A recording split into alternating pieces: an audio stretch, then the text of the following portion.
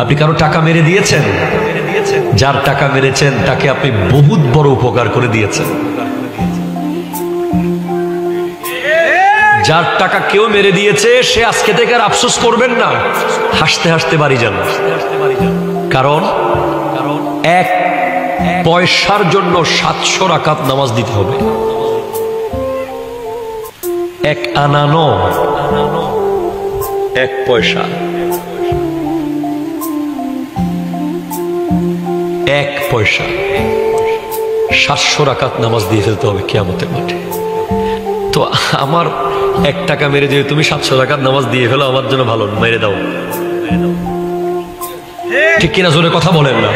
দিতে হবে, কোনো ছাড় নাই। কিয়ামতের মাঠে ওই ব্যক্তি এত গরিব থাকবে, এত গরিব থাকবে, এত গরিব, যে বছরকে বছর জামাতে নামাজ পড়েছে, বছরকে বছর রোজা রেখেছে, বছরকে বছর উমরা করেছে, বছরকে বছর ইবাদত করেছে, দেখবে তার আমলনামায় কিচ্ছু নেই, গোটা খালি। বলে কিরে তুই অমুকে 10,000 টাকা খাই ফেলাইছস, তাকে ডাক। বলবে তোর টাকা দিছিল, দেয় নাই, নিয়ে নে, টাকা তো পাবে না, এত পরিমাণ সওয়াব দিয়ে দাও। সব দিয়ে ফেলতে হবে।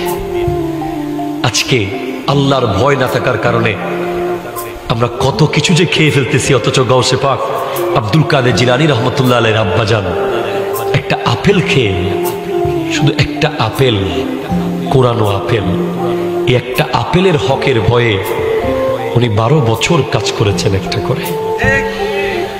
এখান থেকে যদি আমরা না শিখি, আমাদের কারো ঘরের ভিতরে অন্যের জায়গা ঢুকি বসে আছে, কেউ অন্যের দোকান দখল করে বসে আছেন, কেউ আরেকজনের গাছ কেটে নিয়ে চুলাতে জ্বলাই ফেলছেন, কেউ আরেকজনের গাছের ফল খেয়ে বড় হয়ে গেছেন।